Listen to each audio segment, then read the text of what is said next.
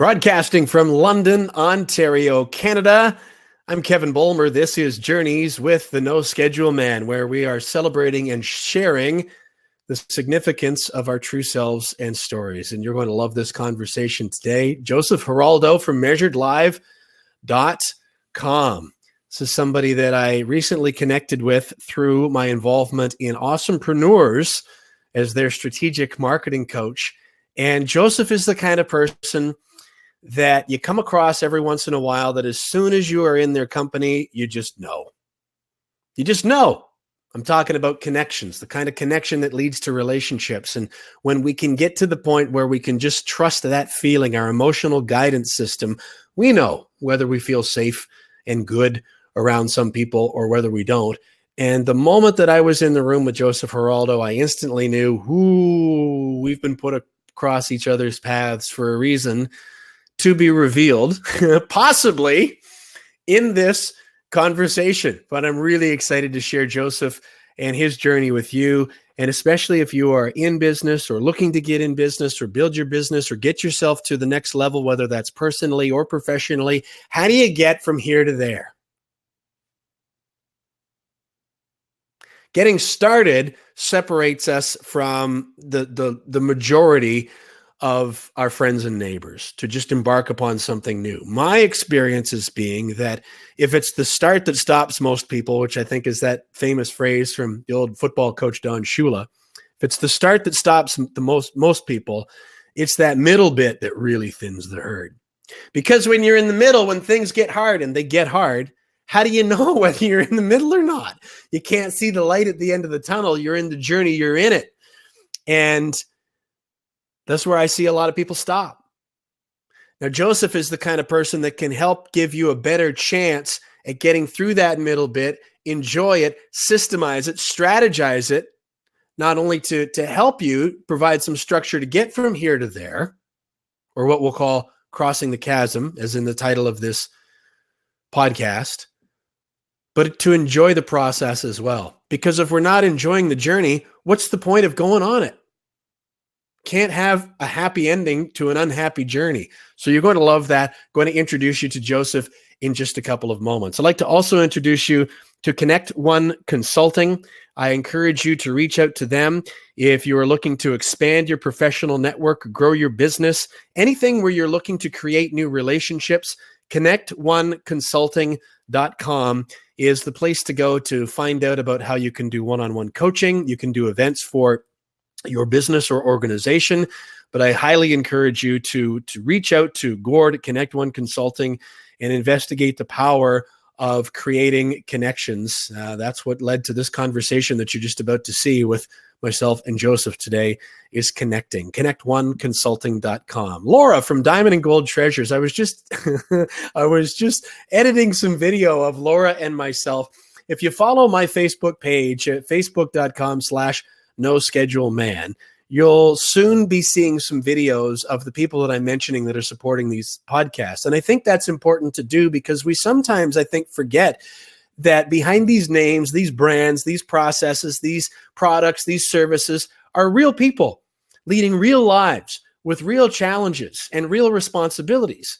And as I encourage people to do when I do my marketing talks or group coaching, is that we try to connect with each other like human beings do, as opposed to just talking like marketers and advertisers. And one of the best examples that I can share with you is Laura Ma from Diamond and Gold Treasures. There's a video of she and I together on my Facebook page that we posted 2.5, 3 weeks ago that I get a notification on this thing at least once a day of somebody else that knows Laura finding it and wanting to comment on it. And it's just the two of us sitting there chatting about her and her business. Why do people find that interesting? There's a lesson there. It's because it's real. It's relatable. In any case, Laura is one of the supporters of this podcast. We're very grateful to her and to all the other supporters. You can find out more about Laura at diamonds with a Z, gold.com. Susan and Luke from Travel Agents in Action.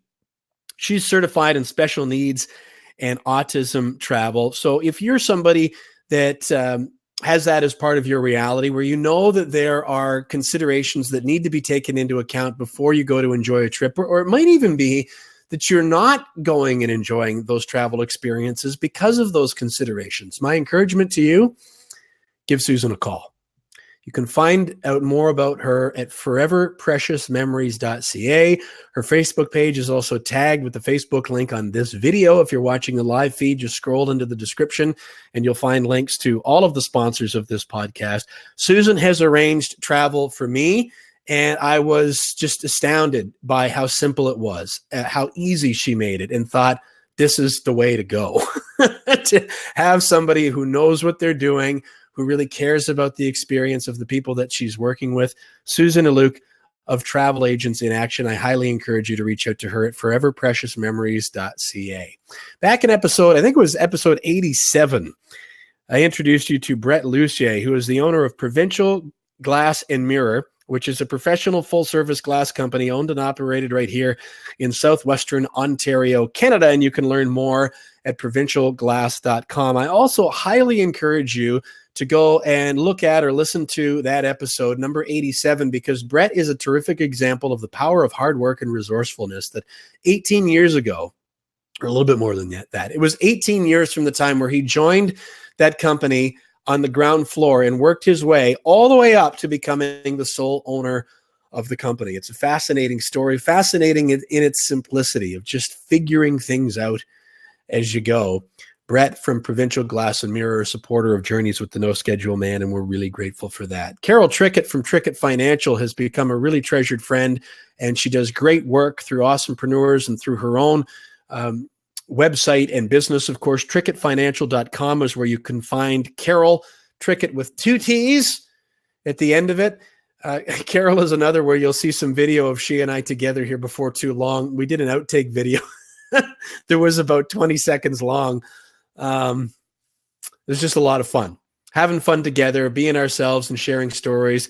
But if you're looking for help with insurance and investments, or you know some people who are newcomers to Canada who are looking for some advice and some help with those kinds of things, Carol Trickett is the person to reach out to, a great supporter of Journeys with the No Schedule Man. Mo Mondays London is the uplifting event series that I am the producer and host of. I like to describe it as it's like TEDx meets The Tonight Show with a dash of The Muppet Show tossed in, because we do like to have fun. If you like this, exploring and sharing real conversations and real stories where you can learn from other people and their experiences and then put them to work for yourself, you will love Mo Mondays London. We do it Monday night a month at the London Music Club here in London, Ontario, Canada.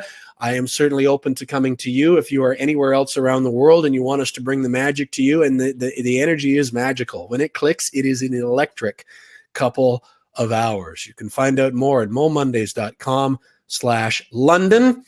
And we look forward to seeing you at a future event, whether you're here in London, Ontario, or wherever you may be. Thank you to all of those who are helping us to connect and share with more people through their stories. This guy, as I had mentioned a few moments ago, is somebody that the moment that I connected with him, I knew that he was the sort of person that I had run into for a reason.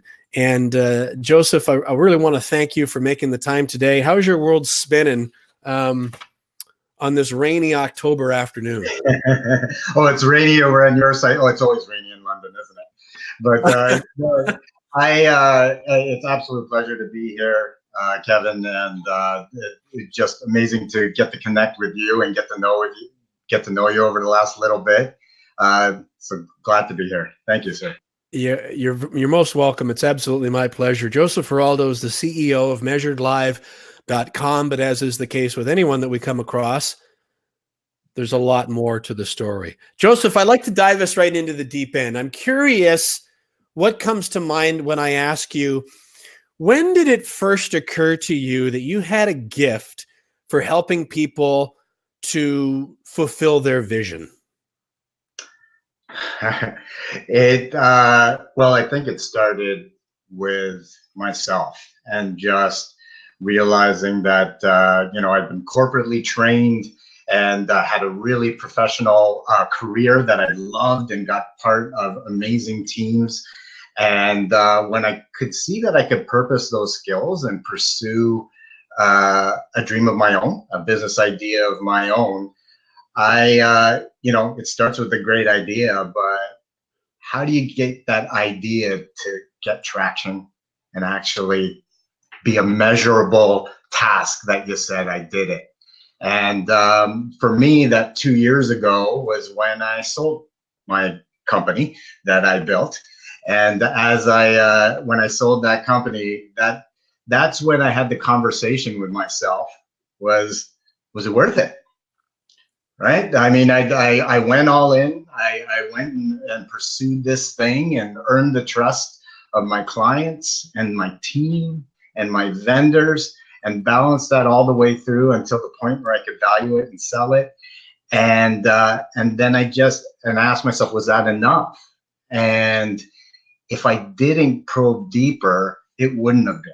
It wouldn't have been enough. But it was really way more than that. It was the fulfillment, what I discovered as myself. What I realized about a business idea is that it's only a vehicle.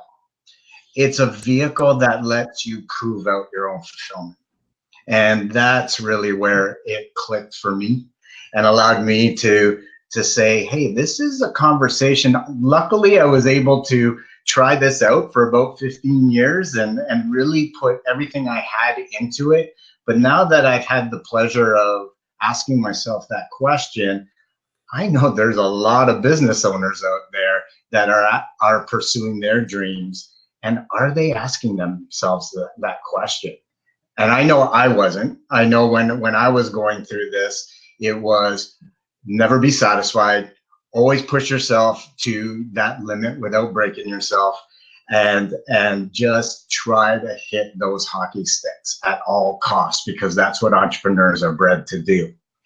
And but when I had that idea of fulfillment being a responsibility that you need to balance throughout your journey, it allowed me to even realize I am pursuing a dream. So stop living it like a nightmare, right? And stop governing yourself that way.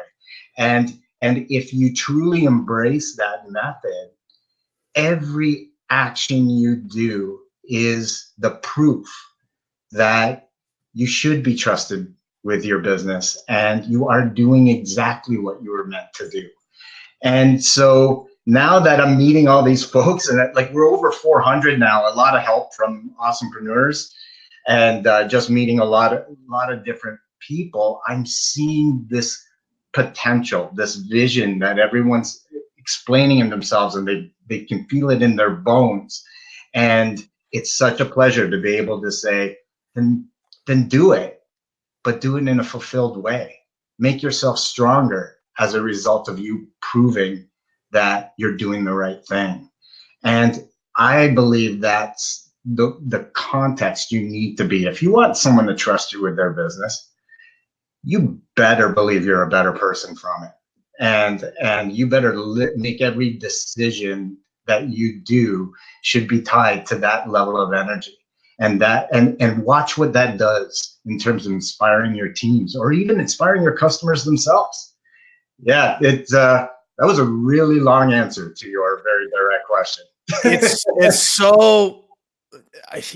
This is why I knew instantly that I wanted to connect with Joseph, and when we did come together, Joseph, I knew that this was going to be a long-term friendship. I hope that doesn't strike terror in your heart. And if you're watching or listening, we will go back and I'll ask Joseph to share some more specific things about not only what he does now and how he helps people and how that might help you and your business in your life, but what the journey has been to get here. So we will get more specific with that. Before we go back there, Joseph, I'd like to make sure that people heard, saw, understand, and consider what you said. Fulfillment is a word that wasn't in my vocabulary probably as recent as 7 or 8 years ago, before I was doing my version of what you described of just pushing, always being, grinding, beast mode and all this sort of stuff, which is just, there's no pace and there's no very little pleasure to that. It's a delayed gratification of, well, once I get up the hill, then I'll be happy. Well, if you're miserable all the way up the hill, what the hell's the point in climbing the hill?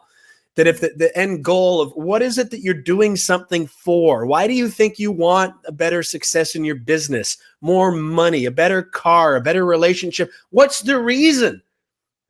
It's because you think it's going to make you happier or more fulfilled. So it's like we've got this whole paradigm, this whole operating system, this idea backwards, inside out. And at first, when you get introduced to this, my experience has been, Joseph, well, it sounds kind of Pollyanna. Yeah, whatever. But it isn't. It's you look for fulfillment first, and then the roads start opening up to you. Because what's the point of, like you said, I am pursuing a dream, stop living it like a nightmare. But that's the paradigm that our culture is seemingly accepting and almost celebrating. But that's not what you're about. Hockey sticks, right? That is the cost of hockey sticks. And that's what has been bred into the entrepreneurs' mind. But that is a very lonely place. And that is, the reality is, no matter how strong you are and how much you're able to grind, the big realization I had was, I can't do this alone. So if I can't do this alone, how am I going to get folks to rally around my vision if it's painful and awful and makes you something that you are not? What kind of promise is that? So I believe that we have a responsibility to clarify our vision in a way that allows people to inspire themselves, to contribute, to collaborate, to buy in, and actually say, hey, I'm with you on this journey. Let's climb this hill together, and know that every step is getting us stronger along the way. And that milestone is just going to be the proof that we did it.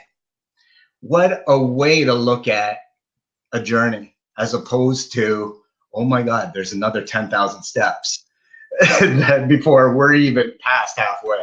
Like frame of mind is everything. Frame of mind is everything. It's strategy only works when people execute. And you can't execute if you're doubting yourself. And that's what leaders' responsibilities are. We are to believe so deeply in our strategy and the people we need to do it that there is no hesitation there. The doubt is for the audience and the people watching. Our job is to be able to do it with class and with confidence and with style.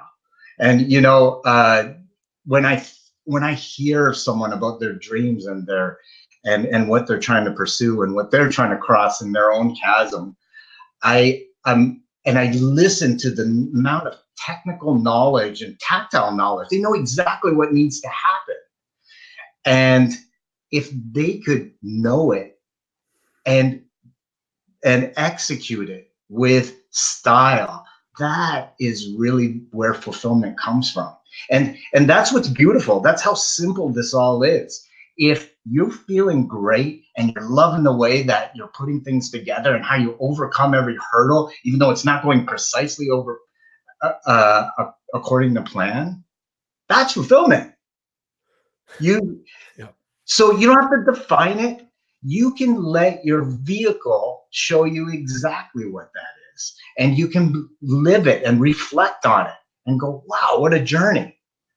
I only, in that 15 years of standing up a software company, there is a collection of very specific memories that have come. And just being able to, you can revisit every single one of those and allow them to propel you and learn at your next journey and your next thing that you're doing. And it's so important to understand the journey you're going under and to be able to take that inventory and maximize it. That's the idea of an entrepreneur. That is what we're meant to do. That's what we do in our bones. So why fight it? Embrace it and let yourself win. There's fulfillment. Right? Executing with style. That's difficult to do when you're burnt out, exhausted, and sick. to your point about how you embark upon this journey, I also I encourage people to wind back and listen carefully to what you just said over the last few minutes, because you were dealing body blows of wisdom one after the other, I thought, Joseph. Doubt is for the audience.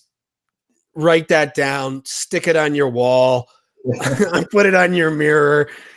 You also said, and I'd like to examine this and then go back into the timeline a little and share some of your experiences to help give people context. You said, strategy only works when people execute.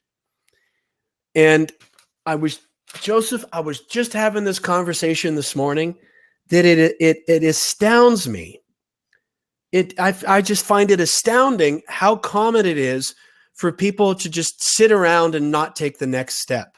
Not all the steps, but just the next one.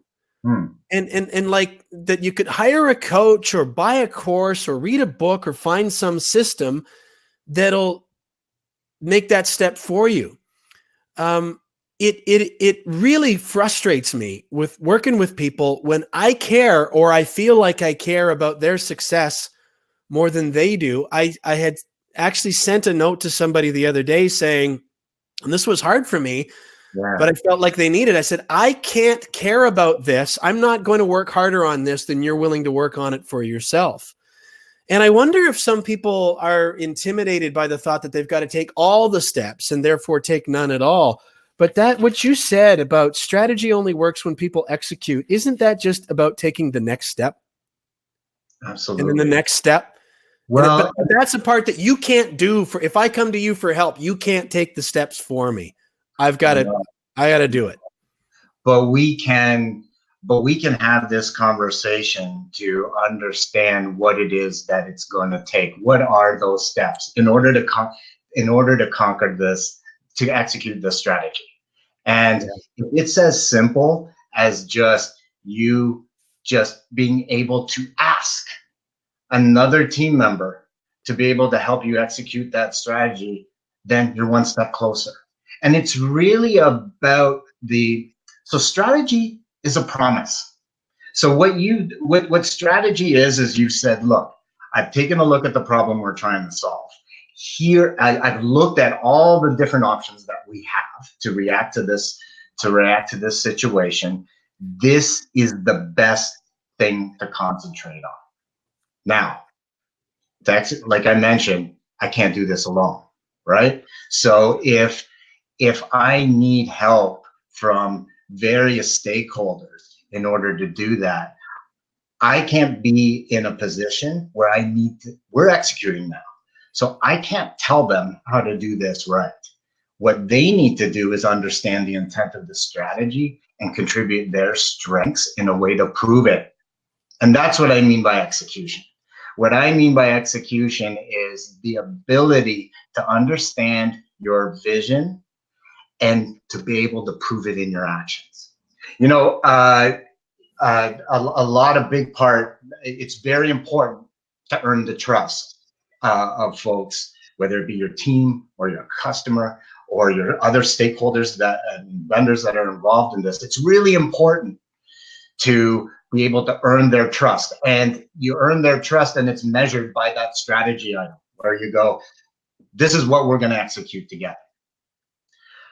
But when I talk about the execution, it is the integrity of, once we've made that commitment to one another, is doing whatever it takes to get the most result out of the execution of that strategy. And by allowing to call on that, instead of saying, hey, am I doing all my 50 things in order to get the strategy done? No, I'm doing what I need to do right now, and I'm proving it to you. I'm proving it in my actions. That type of frame of mind is what's missing. And unfortunately, the word entrepreneur is very singular. It's very lonely, and it's very alone. But if you can wrap your head around the fact that you can't do it alone, and that you do need to trust others in order to really be able to execute your strategy, then you're in a frame of mind now. Instead of saying, why don't those people get it? It's how do we rally as a team and learn to operate as a team? So we're not looking at these things as excuses, but rather holding ourselves accountable as this is what's necessary for us to prove it out. It's frame of mind. It's absolute. It's about learning to communicate with each other and prove our trust out with our integrity. And then that's how you build a stronger team. That's how you hit the next level. When you have those wins together that you've gritted through, even though everything went wrong along the way. That is the true way to a fulfilled execution of your business plan. Let's go back in the timeline a little and share some specifics about how you discovered through the work that you were doing that you had these gifts within you that you could develop and share. More specifically, if you can go back into your professional career, there's a story that you mentioned briefly in one of the talks that I've seen you do about, was it a utility company that you were hired to help? Yes. Do you mind laying the groundwork again of what that was and what you were asked to do? Because I think it's a really powerful example of looking at here's what sort of the status quo had been. And then you get tossed into it to look to sort of change the status quo. And it seemed like, and correct me if I'm wrong, and we can go in a different trajectory here, Joseph, if I am, but that it sounded like that experience over those years was one of the ones that was kind of integral in helping you discover how you could help organizations go forward. If that's correct, can I ask you to share your recollections and experiences on that? Oh, sure. Well, I think it's as you explained that, I can think of some definite examples. So a utility, if you think about a utility, in this case here, this utility was responsible for distributing electricity to consumers as well as business owners so that they could run their business, and as well as water, drinkable water. So these are essential utilities to run a business or even run a home. It was 400 people that worked for this organization, highly regulated.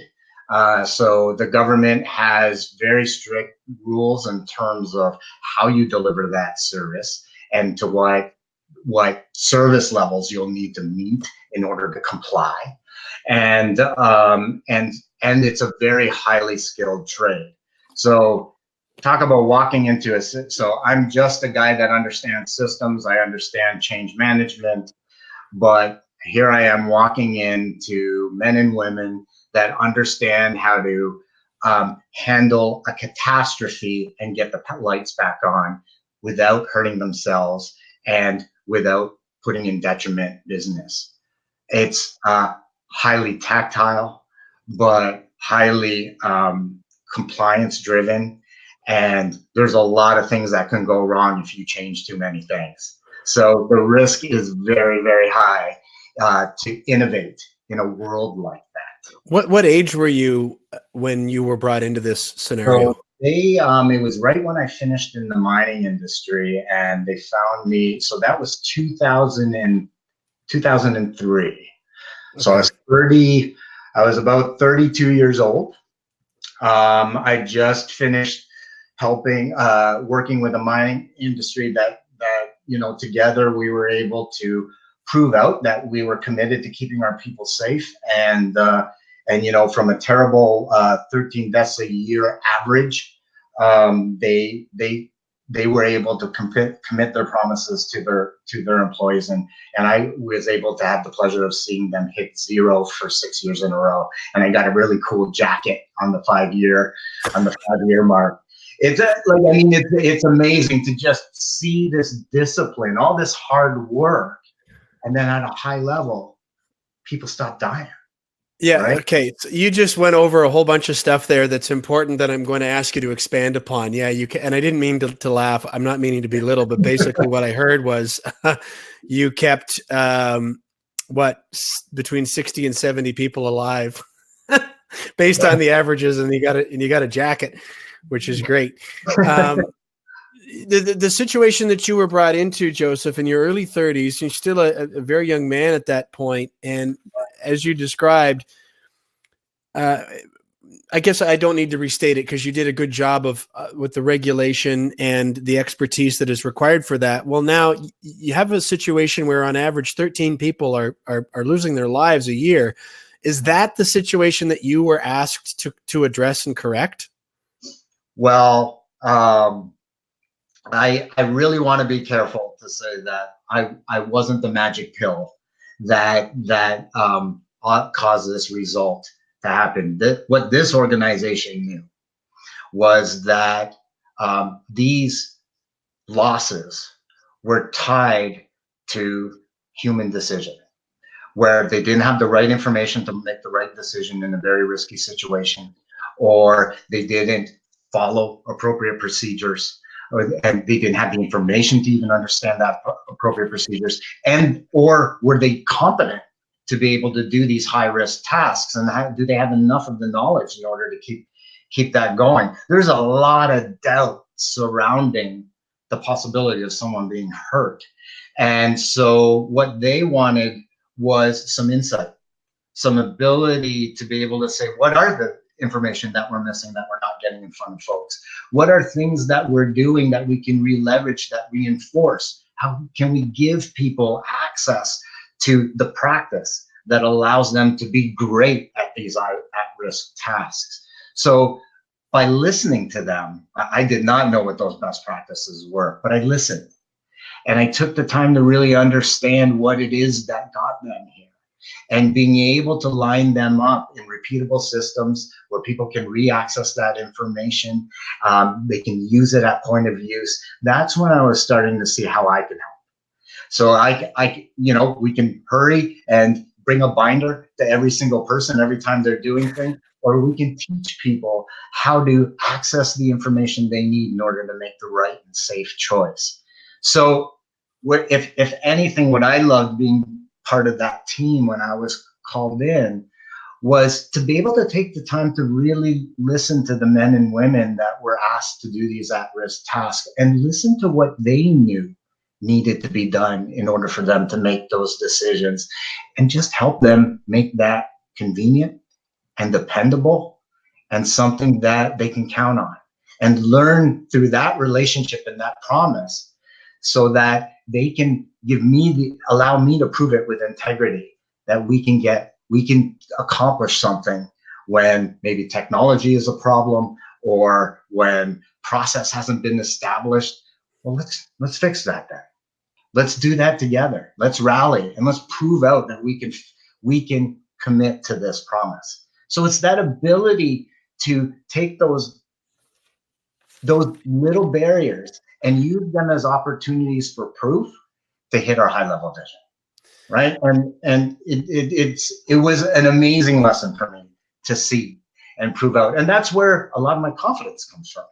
When you can see that you've actually been able to connect with the folks that have asked you to team up with them, and you're able to say, trust me, because I'm going to prove to you that we can do this in my actions and in your actions, and the way that we collaborate together, the way we work together, that's the proof and fulfillment, right? Like, do you think I hated that job? There's no way. I had a responsibility. I had relationships I invested in. There's promises I made in one-on-one conversations. And so let's find a really cool way to fulfill those promises with each other. And that's really where it seeded for me this idea of, it isn't a tablet, it isn't technology that is going to magically make our problems disappear. It's our commitment to each other, and our ability to balance the books to make sure we don't run out of money, and we continue to make a profit, or even grow this business, and prove it with every opportunity that we have. And it's a very simple, you can look at any barrier that you're given and apply that methodology to it, and it will tell you how to be cool, and it'll tell you how to do it with style. It's a pretty simple conversation to have yourself. You just got to be willing to have it. Well, there are some themes that are consistent that I'm beginning to see as a thread through all of this of process, of strategy, not as a sense in a sense of looking at it of, oh my gosh, I'm closed in to all these things that I have to do, but almost a freeing up of next step and the next step and the next step and the process and pacing of it.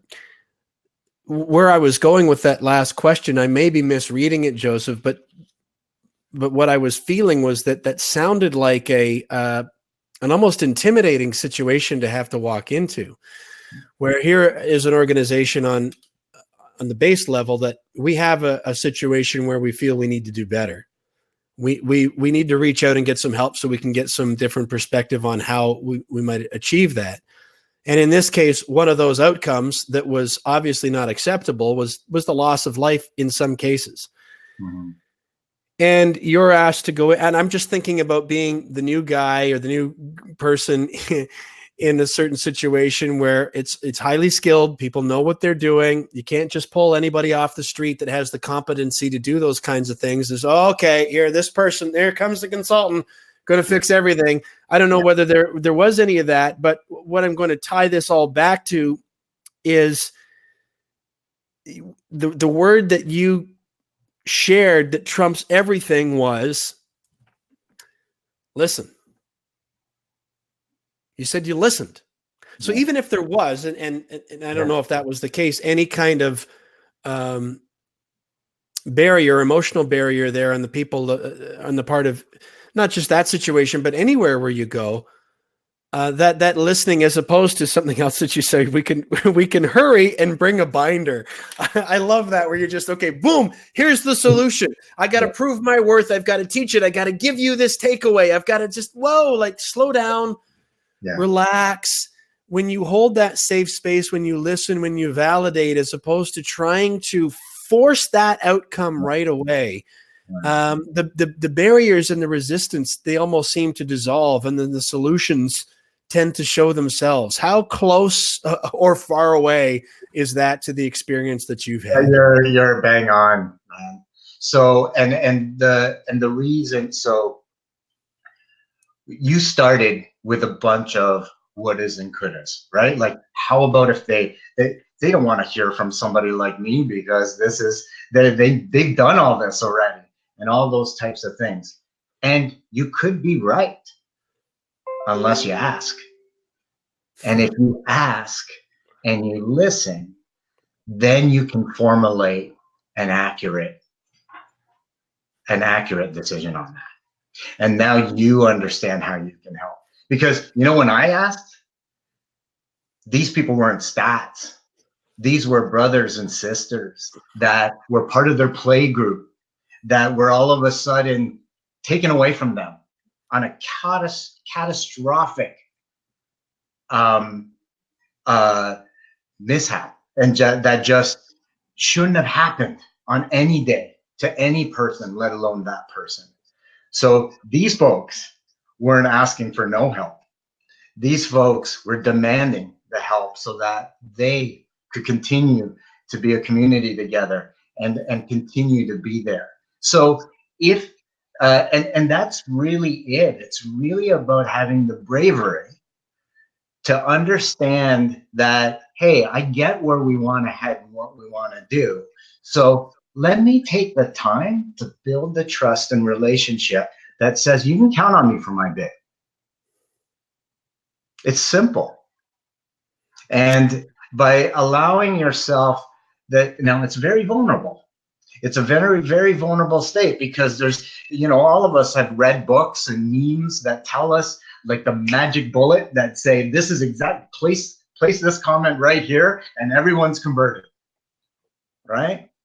Well, the magic here is that it seems like the quickest way to discover what those answers or solutions are is not to pretend or feel like you need to be the one to present all those immediate answers and solutions. That if you bring a vulnerability, an honesty, a transparency, a willingness to listen and give them space, they will reveal themselves, which then is empowering to the people that you're looking to help.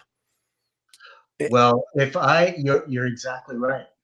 Like, if I take the time to ask you a question about what it is that your vision is, and you explain to me what you've worked very hard to get to and where you're stalling, now I get the benefit of continuing that conversation with you. I get the benefit of saying, I got it. I learned what you learned. Thank you so much for sharing. Maybe I got a couple more questions just so I understand and I can put it in context for myself. But now that you're saying this is your number one priority, if we teamed up on this, does this sound like we could actually get it done and overcome that first hump? And what's nice about that is that allows you the chance to actually see what this relationship could be. And we understand the vision of where we want to go. And hopefully 10, 15 years from now, we're sitting on mountaintops together and sipping wine and all that great stuff. But let's focus on what needs to be done right now to understand that this relationship has the potential of actually achieving that. And that is how you're able to say, oh, we still need more help, or B, I think we need to really segregate and understand and reprioritize. It allows you to really stay true without making concession to where you're trying to get. You're just trying to make it real and executable. And that's very freeing. Like, I love being part of that. Like, now, I've been having this conversation now. Like I say, we just broke 400 leaders. So people like yourself that I've had the pleasure to share a story with, and they give me some feedback back. And now there's over 120 organizations that have backed these 400 people and that I've talked to since January. So this is 10 months, right? And what I see is when everyone is very able, because they've lived an entire lifetime pursuing their vision, able to say, this is how far I've come and this is where I need to go. This is where I need to go next. And it allows them to understand the significance of your meeting and say, thank goodness we met. I think we can actually help each other along the way. And it's amazing the connection that I'm seeing just by listening. And by listening enough where I can say, oh, you can count on me. I have the integrity. I believe in what you believe in. And I know that next step, I know I can help. And you can count on me. You can count on me to do that. And so that's really the pleasure that I'm seeing. And what's even, and it's evolving me as a leader. Like, I'm just finding all this data is just feeding so much knowledge and allowing me to really add to my proficiency in this approach. But the real big thing that's very fulfilling for me is the ability to pass that chemistry on with confidence to the teams that are needed to accomplish that. And to find that love for each other again, that desire to see each other succeed, and to actually rally on a common purpose and make it happen. That is one of the most, like, I was in the software world, which is all about hitting hockey sticks and registrations and wow, I can't believe we got this many people on today. Where here is actually being able to witness people succeed in their own passions, and just having the trust to be able to just be part of the journey and help them be able to stop making it a nightmare and really focus on being cool doing it. I mean, that is my only rule when we finally get into a fit, is that, hey, we are going to do this together. We are going to hit those hockey sticks that you want to hit, But our only rule is we got to look cool doing it, and people got to respect us as a result of the work that we do. Integrity is everything, and it's a missing component in our business language, because it's the proof of your trust. Integrity is the proof of saying, hey, I've done my best to say, trust me with this problem with your business. And the integrity is going, I bet you never thought you were going to get this much out of it for those dollars. That's integrity. Yeah, that speaks to another conversation that I was recently a part of earlier today, of, to your point about simplicity. We're all, I think, to some degree, to the greatest degree, trying to do our best with whatever we're doing, and we make commitments to other people. But I think it's fair that if you should expect a certain level of commitment from me, in terms of, as you've mentioned several times now, Joseph, taking that next step, that have the integrity to do what I say that I'm going to do. But that means I get to expect the same in return. Yeah. We're not balanced here, and we're not in integrity. And if we're not in integrity, we cannot move forward. So let's now, I guess, break this down and get back to listening, and put a safe space so that we're not falling prey to, like I did in this conversation, making assumptions that can take us down a path we don't want to go. Rather than pursuing that, though, I wonder if you can talk a little bit, Joseph, about the evolution of your career after that experience at the utility company, because you've covered some things that I'm guessing span, here I am assuming again, the span many of the different phases of your career. The reason why I would like to ask you to talk about this company that you built, and I'm wondering if that was the software experience, is because back near the beginning of our conversation, this is before, I think, what is now known as measuredlive.com. You described having a company that you had built and sold, and you were asking yourself, was it worth it?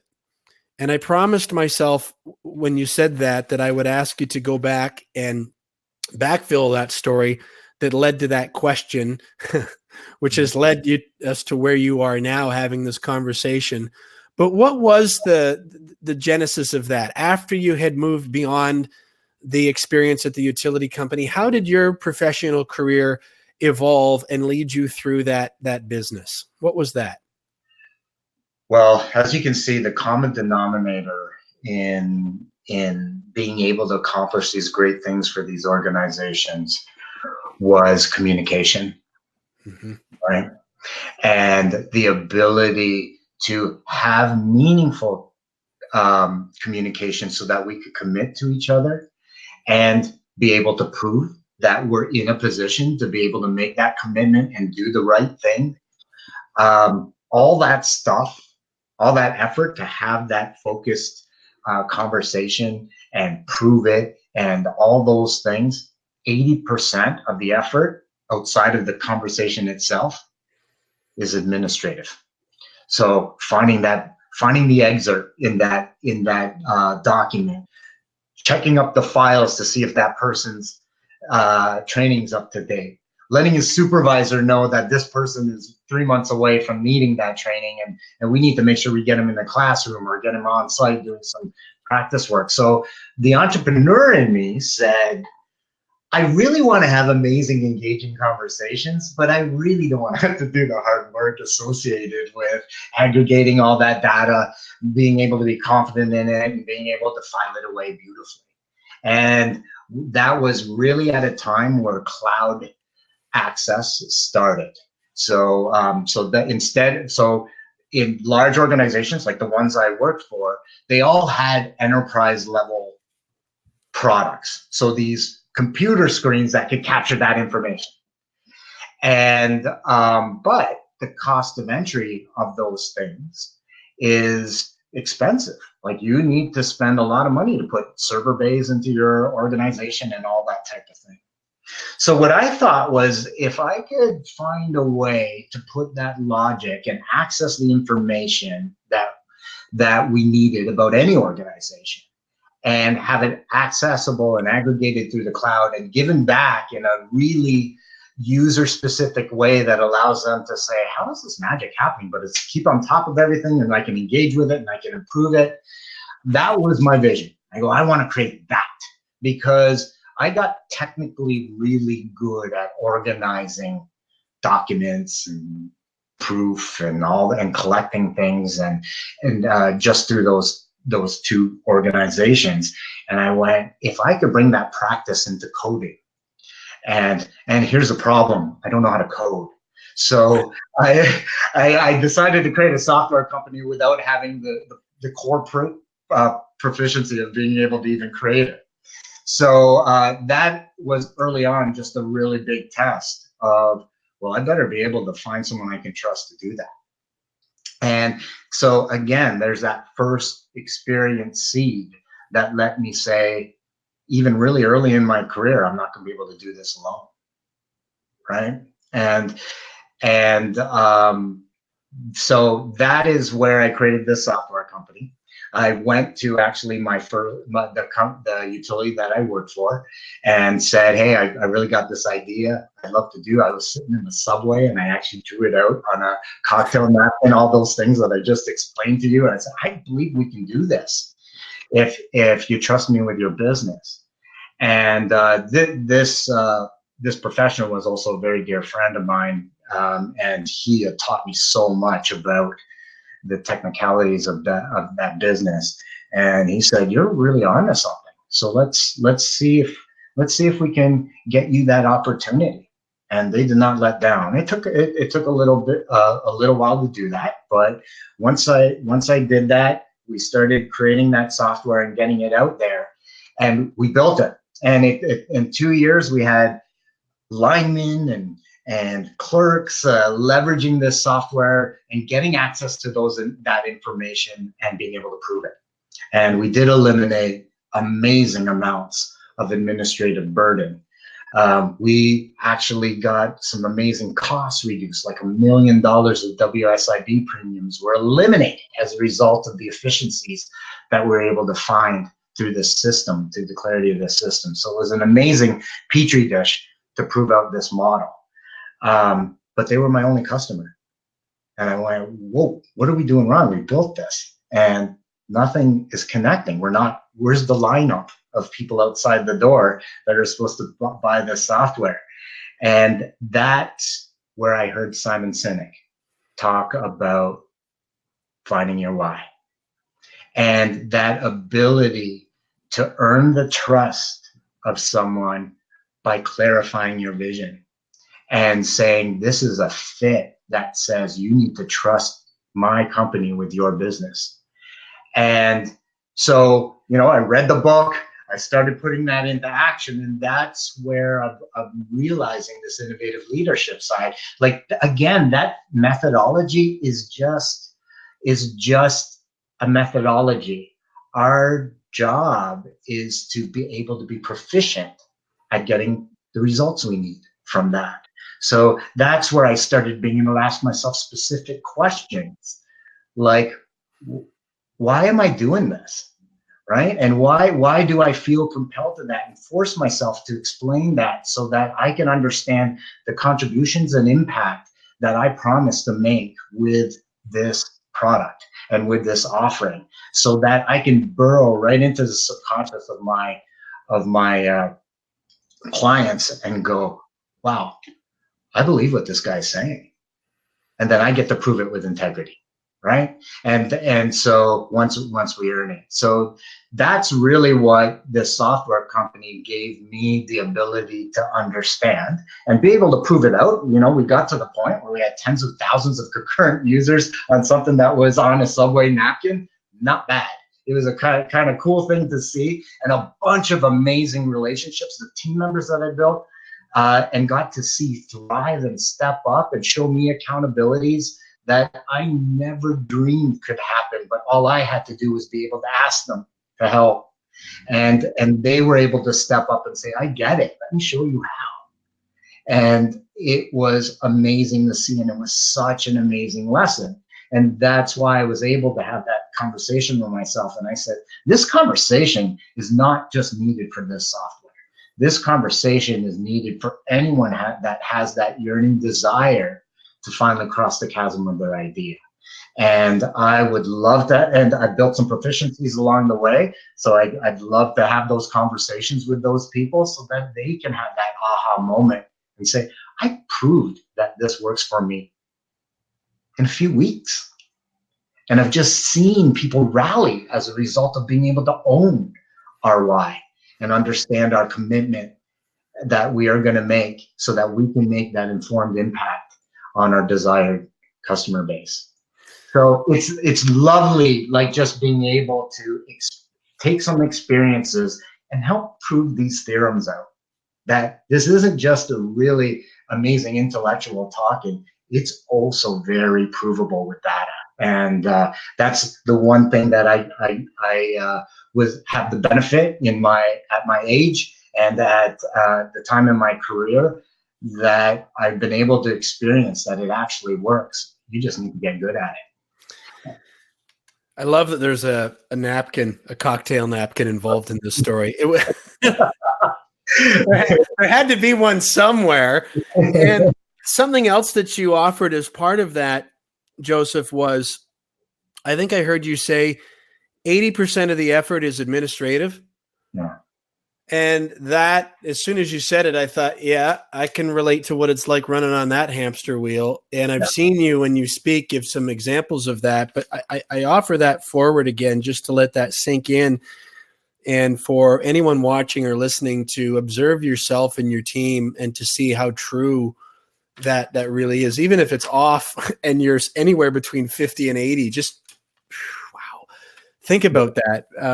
For a moment. And listening to you share about this experience, Joseph, we could have, and perhaps we will have, an entire conversation just about that chapter of your journey, because I find that I'm loaded with questions just about that. How did you do it? How did you, like, just wow. But for the sake of time in this discussion, I'd like to draw us back to where you were at the beginning when you described letting that go and asking yourself, was it worth it? With everything that went into what you just described and having the success and discovering your why and building the team and seeing them put their gifts to it and affecting the efficiencies in so many organizations and just all of that scaling and building and growing like a snowball going down a hill, you get to a point eventually where for one reason or another, you think it's time to move on. Yeah.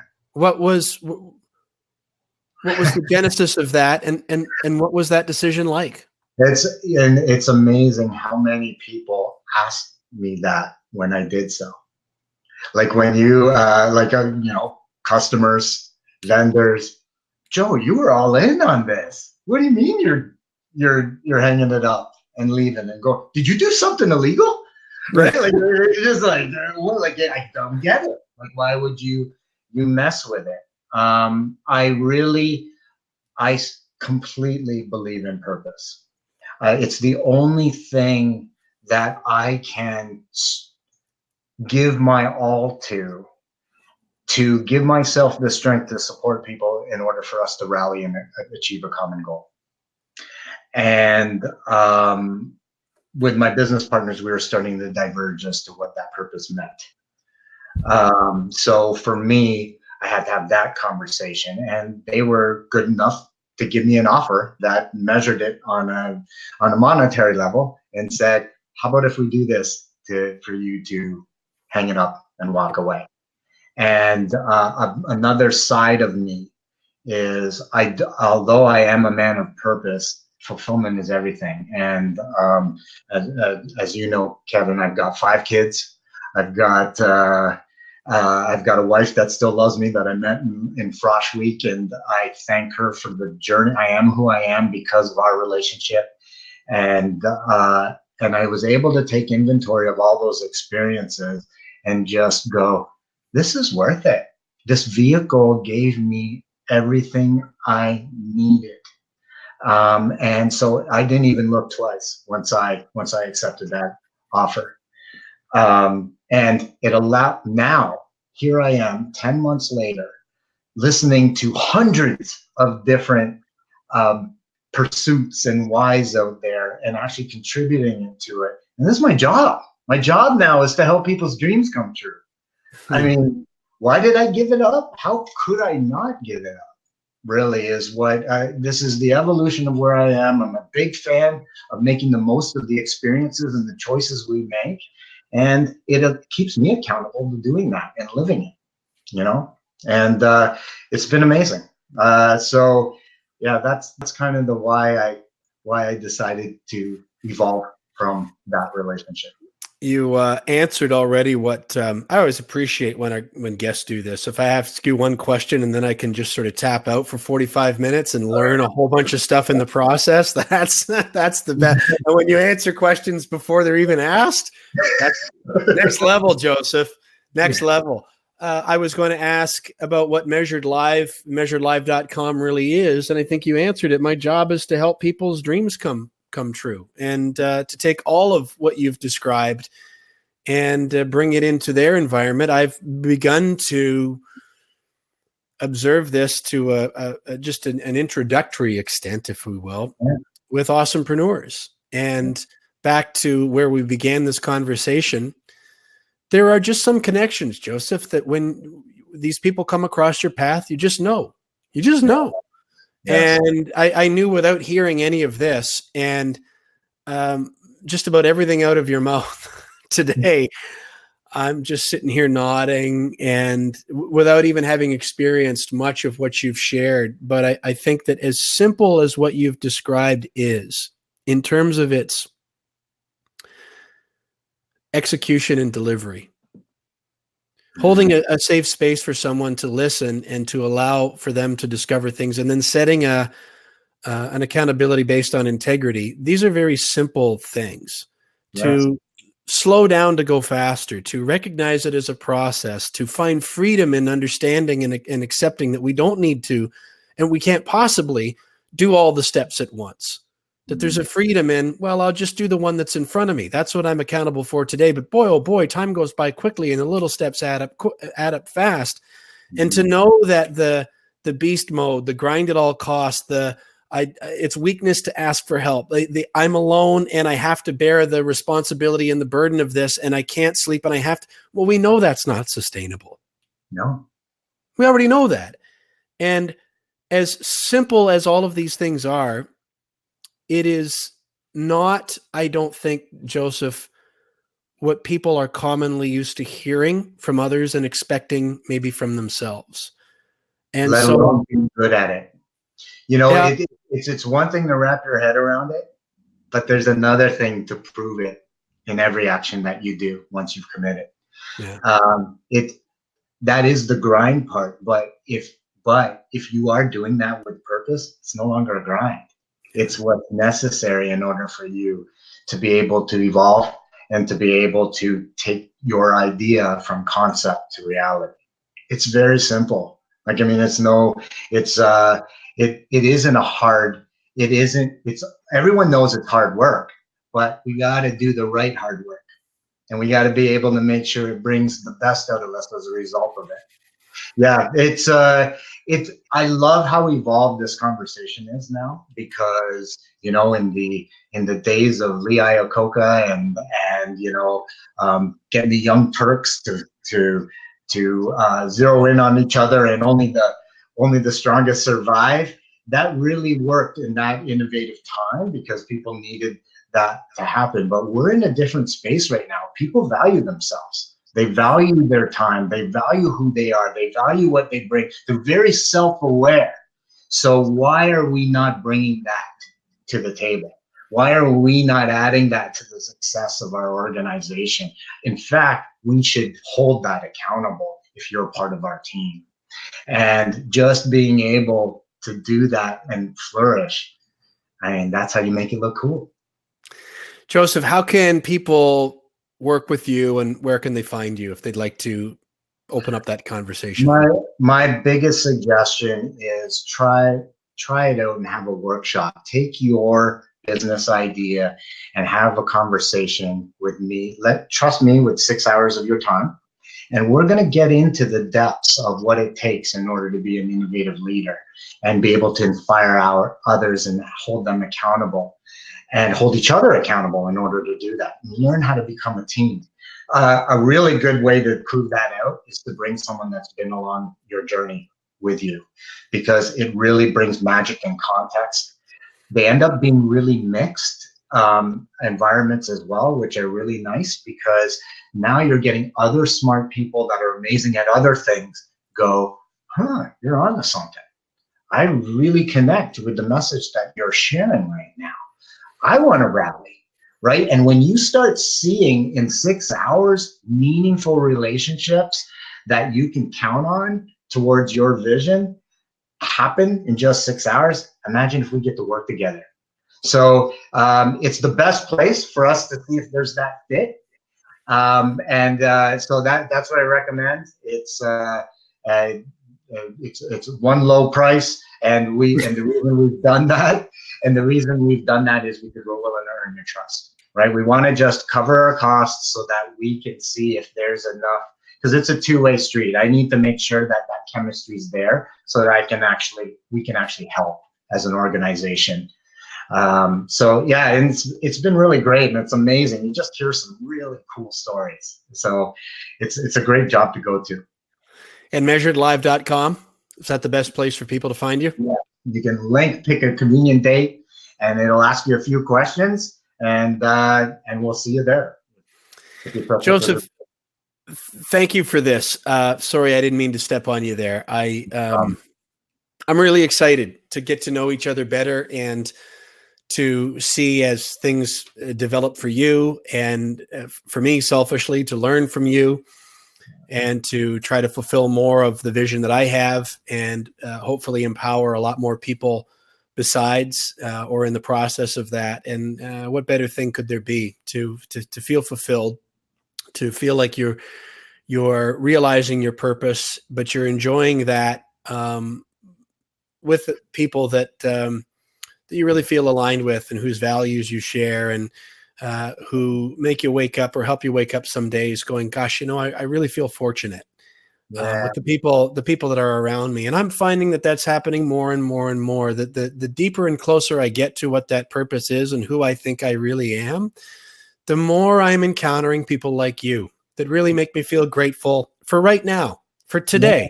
I'm excited about where I'm going, but look at what I'm doing right now. Speaking with somebody's going to hear this, and the lights are going to go on because of what you shared, and that will help them. And I just think that's amazing. And I really appreciate you sharing and investing your time to make that happen. Thank you. What an incredible platform to allow me to share that. And I'm so appreciative of it.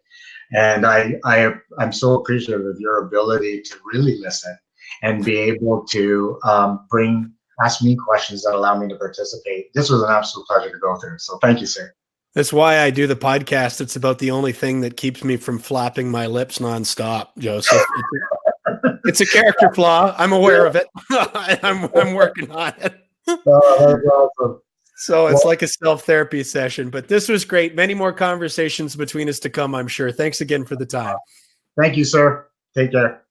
That's Joseph Heraldo from measuredlive.com. I encourage you to go there and have a look at what he has to offer. And go back and listen to so much of what he said and shared. There are just so many nuggets of experience and great wisdom in there. And I'm really, really grateful to Joseph for joining us here today.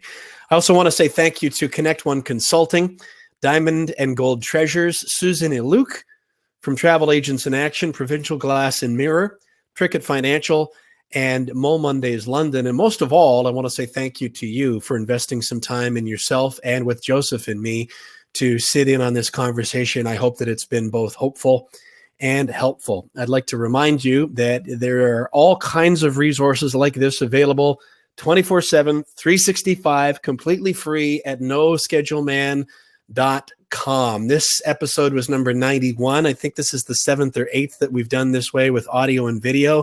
All the previous ones from 83 on back are audio only, but they are all available for you there. You can download them on the channel of your choice, Apple Podcasts or iTunes if you prefer to call it that, Google Play Music, iHeartRadio, Stitcher, or right there from the website at noscheduleman.com. Just click the podcast page and you can find out about that.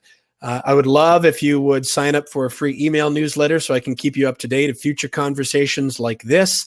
The Turtle Tribe online membership community, our mindset and marketing mastermind community, is currently closed for new members, but that is going to change soon. I'll talk more about that in future episodes. If you want to be notified, get onto the email list, and there are literally hundreds of blogs and videos and things that I've learned from people like Joseph, and also from my own experiences as I've been trying to learn and grow both for myself and my businesses. I try to share as transparently as I can in the hopes that it will help other people. And I invite you to have a look at that and take what's useful to you at noscheduleman.com. Thank you again so much for joining me. My name is Kevin Bulmer. This is Journeys with the No Schedule Man. On behalf of Joseph Heraldo from measuredlive.com, thanks for being here, and we'll see you next time.